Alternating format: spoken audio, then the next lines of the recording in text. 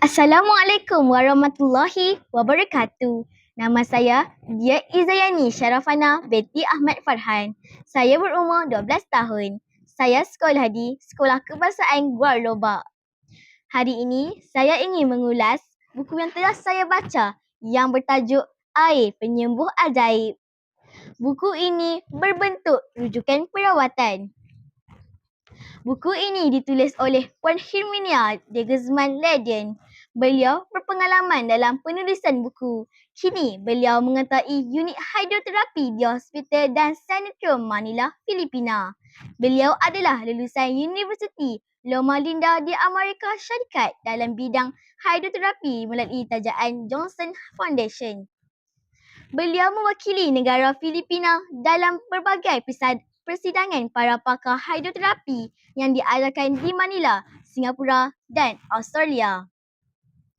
Beliau juga banyak pengalaman di bidang perawatan dan hidroterapi dan sekarang menjadi tenaga pengajar di Sekolah Perawat Filipinin, Union College dan University of the Philippines di Manila.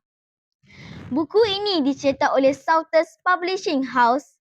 Cetakan pertama buku ini pada tahun 1998. Cetakan kedua buku ini pada tahun 2000 dan cetakan ketiga buku ini pada tahun 2003. Pengenalan buku ini menunjukkan hidroterapi bererti pengubat dalam menggunakan air dalam salah satu dari 3 bentuknya. Padat air, cair air yang mengalir dan bersifat gas wap. Yang paling bermanfaat adalah yang berbentuk cair. Air mempunyai nilai penyembuhan bila suhunya berbeza dengan suhu tubuh sehingga mengubah stabilitas tubuh secara fizikal. Secara normal, suhu badan kurang lebih 37 Celsius di bawah suhu dan tekanan udara yang normal. Tubuh manusia yang sihat memelihara fungsi penyesuaian dengan lingkungannya.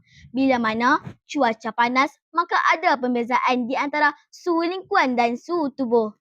Tubuh menyesuaikan diri dengan berpeluh. Jadi, dengan penyejatan panas dikeluarkan dari tubuh, percubaan menunjukkan bahawa bila mana sejumlah besar panas itu hilang dari tubuh, maka akan terjadi pelbagai pengaruh terhadap fungsi badan.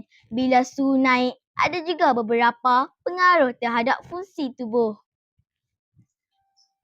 Buku ini juga mengandungi pelbagai cara-cara mengobati sesuatu dengan menggunakan air.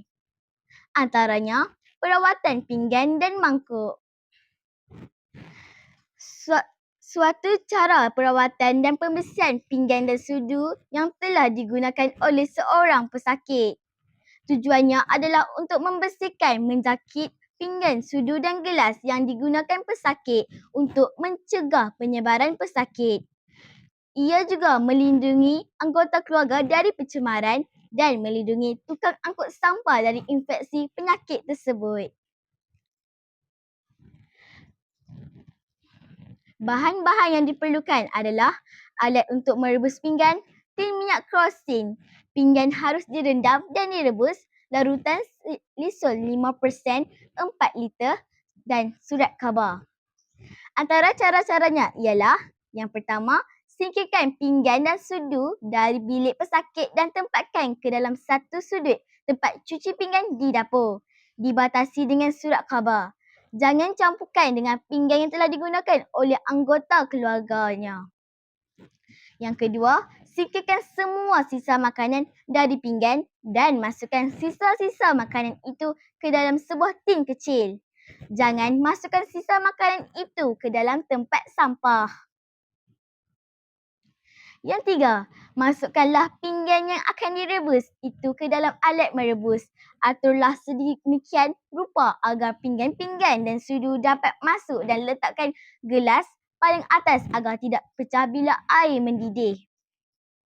Perhatikanlah agar semua pinggan, sudu dan gelas terendam di dalam air. Tutup alat merebus itu dan rebuslah selama 15 hingga ke 30 minit. Terhitung setelah air mulai mendidih. Bukan pada waktu alat itu ditempatkan di atas api. Yang keempat, kalau tidak direbus, rendamlah pinggan, sudu dan gelas ke dalam larutan lisul selama 1 jam atau lebih sebelum mencucinya. Setelah merendamnya, cucilah pinggan dengan sabun dan air. Yang kelima, pisahkanlah pinggan, sudu dan gelas yang dipakai oleh pesakit dari pinggan dan sudu yang digunakan oleh anggota keluarga lainnya. Yang terakhir, siramlah sisa makanan itu dengan lisa sebelum membuangnya ke dalam tempat sampah. Kesimpulannya, air merupakan satu ciptaan Allah yang Maha Esa yang ajaib kerana boleh menyembuhkan, menyucikan dan membersihkan. Air juga adalah sumber utama kehidupan untuk makhluk yang hidup di atas muka bumi ini. Tiada air, maka tanduslah bumi ini. Sekian sahaja ulasan saya pada hari ini. Saya sudahi dengan wabillahi taufiq wal hidayah. Wassalamualaikum warahmatullahi wabarakatuh.